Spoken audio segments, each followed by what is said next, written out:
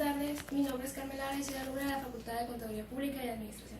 El desarrollo de los métodos alternos de conflictos se ha identificado como una cuestión cultural entre el mundo, al grado que se le ha considerado como un paradigma a la impartición de la justicia, resolver nosotros mismos nuestros problemas. Se ve como una opción viable a la solución de conflictos. Esto quiere decir que nosotros mismos seamos capaces de determinar una solución que nos beneficie a ambas partes del conflicto, sin necesidad de llegar a un caso jurídico. En los métodos alternos de solución de controversias existen dos modalidades, que son las multidisciplinarias y las interdisciplinarias. La multidisciplinaria interviene en diferentes disciplinas en su desarrollo y en la interdisciplinaria solo adoptan herramientas de otras disciplinas, pero no intervienen en sí la especialidad de la disciplina. ¿Qué quiere decir esto? Que la persona se adapta a la especialidad. No necesariamente se especializa, y en la multidisciplinario sí tiene que ser un especialista. Para entender un poco más acerca de los métodos alternos de soluciones de controversia, tenemos que entender cuál es el centro de este método, cuál es el objetivo de esto, el cual es resolver conflictos. Pero para entender esto tenemos que saber qué es un conflicto, que se entiende como una existencia de tendencias contradictorias en un individuo que pueden generar angustias. Se sabe que el conflicto siempre está presente. De hecho, se dice que la persona, si no genera conflicto, no se siente a gusto consigo mismo. Es inusual. Con el día a día vamos a encontrarnos personas que a veces no nos parece su forma de actuar, su forma de hablar, no nos toleramos. Entonces eso genera un conflicto. Eso es algo normal con la convivencia del día a día. En el libro de Métodos Alternos de Soluciones de Controversias, el autor, el cual se llama Suárez, define el conflicto como una tensión, lucha entre dos partes. Como comenté anteriormente, se dice que el conflicto es un instinto humano, no una reacción violenta ante una crisis o conflicto, es una forma natural de responder. Existen diferentes clases de conflictos, como son los competitivos, que en este caso en el cual el conflicto, la persona está dispuesta a ganar sea lo que sea. Para ellos lo importante es ganar. Otra clase de conflictos son los perturbadores, en la cual a una de las partes no le importa ganar, sino hacerle daño a la contraparte. Otro conflicto es el que me parece más pacífico, es el real, en el cual las partes del conflicto saben que tienen un conflicto y que necesitan solucionarlo y buscan las opciones para llegar a esa solución.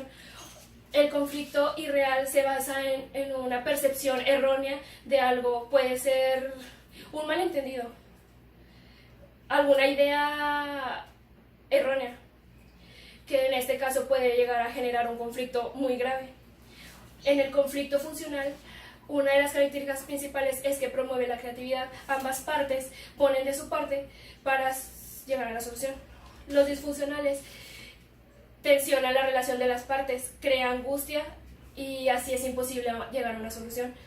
Los agresivos, una característica principal es que hay intención de daño entre las partes.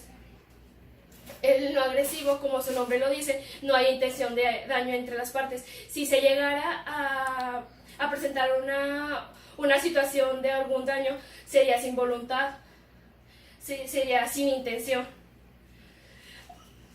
Otro tipo de conflictos serían los flexibles, que en este caso las dos partes están dispuestas a acceder a diferentes términos, los cuales les va a beneficiar a las dos partes. Y por último están los inflexibles, en los cuales las personas se cierran en su mundo y no quieren saber de otras soluciones más las que ellos quieren, sin importar que esa solución que ellos están pensando no sea la más ad hoc al problema, pues a lo mejor no le favorece del todo a la contraparte. Las características del conflicto son pocas, pero son muy importantes. Una de las características principales es que debe ser dinámico. Sabemos que nuestra actitud no va a ser siempre la misma, no vamos a reaccionar ante los problemas de la misma manera como reaccionamos en otra ocasión. A eso quiere llegar el dinámico. Conforme se vayan presentando las situaciones en el conflicto, nosotros vamos a ir actuando de una manera muy distinta y eso hace que que lo lleve a una movilidad permanente. No siempre va a estar constante, no siempre va a estar en el mismo nivel, no siempre se va a estar tranquilo. Va a llegar un momento en el que nos vamos a alterar o va a llegar un momento en el que vamos a bajar la guardia. Es impreciso cuando las emociones no son siempre las mismas. Eso quiere decir que sea impreciso, pues el conflicto, las emociones se basan en las creencias, en los problemas anteriores, en el cómo viene la persona en el momento.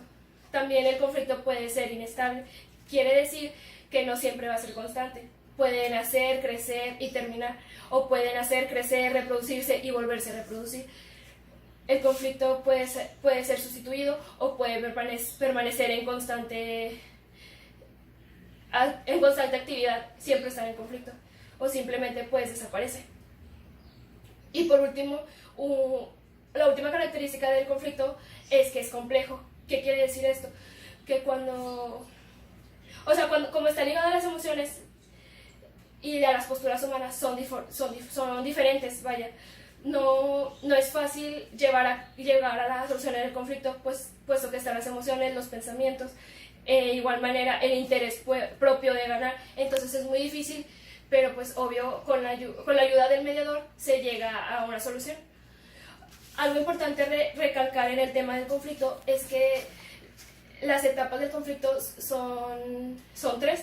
La primera es el nacimiento del conflicto. Este surge cuando la tensión de dos partes inicia.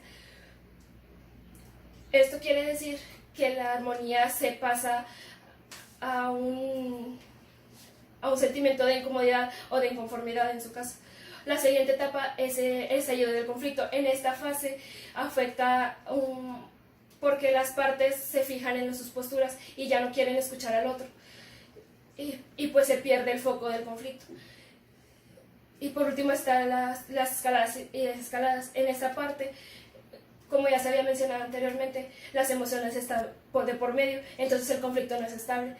Hay subidas y bajadas de emociones y pues eso hace que el conflicto no sea constante. Como se mencionó anteriormente, al principio del video se dice que los métodos alternos de soluciones de controversias es una alternativa para solucionar los conflictos. Ya vimos que es un conflicto, ya vimos cuáles son las clases de conflictos, ya vimos cuáles son las etapas del conflicto. Vimos cuán tan complejo puede ser el problema que origina el conflicto. Existen muchos tipos de métodos para solucionar un conflicto, como está la mediación, la conciliación, que esos dos son los modelos un poco más suaves en el que las partes tratan de solucionar el conflicto. Después viene el arbitraje, que es un poco más duro, en el cual las personas tratan de resolverlos, pero no solos, sino existe una tercera persona, la cual les ayuda, se interviene. Ahora sí interviene, se puede meter y da soluciones. Y una de las características del arbitraje es que ya no es voluntario, es que se sella la solución y las dos partes tienen que cumplir y firmar el contrato. En cuanto a la mediación, existen muchas maneras de hecho, en nuestra vida cotidiana nos hemos encontrado con casos de la vida real, de la vida diaria, en el cual se utiliza la mediación, ya sea familiar, comercial, con vecinos, incluso en nuestra misma escuela utilizamos la negociación para llegar a un acuerdo. Un ejemplo práctico de esto podría ser un arrendatario y un arrendador.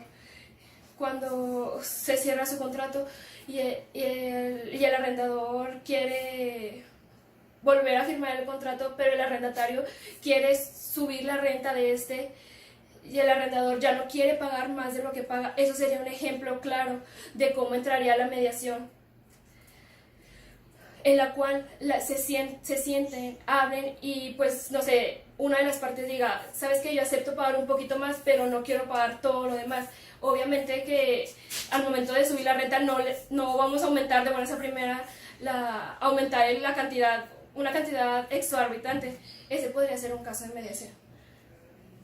Para cerrar con esto, hay una frase muy importante en la cual yo le hallé sentido a todos estos temas que yo les quise compartir en este video, la cual es de Albert Einstein, que dice: no todo lo que cuenta puede ser contado, ni todo lo que puede ser contado cuenta. Esto lo reflejé más que nada en cuanto al momento en que las partes cuentan la historia, cuentan lo que para ellos es el foco, es el centro del conflicto. Ellos lo cuentan, lo platican. Obviamente que las personas somos así, todos somos así, y no me van a dejar mentir. Todos decimos lo que nos conviene, todos decimos lo que para nosotros o sea, para nosotros está mal, que obviamente es para nuestra conveniencia, pero en realidad no contamos a conciencia lo que pasa, no decimos la verdad. Entonces esta frase es muy importante. Es cierto, no todo lo que puede ser contado cuenta, porque yo puedo decir algo pero en realidad no tiene nada que ver con el foco del conflicto, y pues es importante que las partes se concienticen, y si van a llegar a un proceso de mediación sean capaces de saber cuál es o sea, saber pensar cuál fue el centro del conflicto para poder así llegar a una solución. Mencionado anteriormente en este video fue consultado en el libro de los métodos alternos de soluciones de controversias de los autores Gorjón y Sáenz.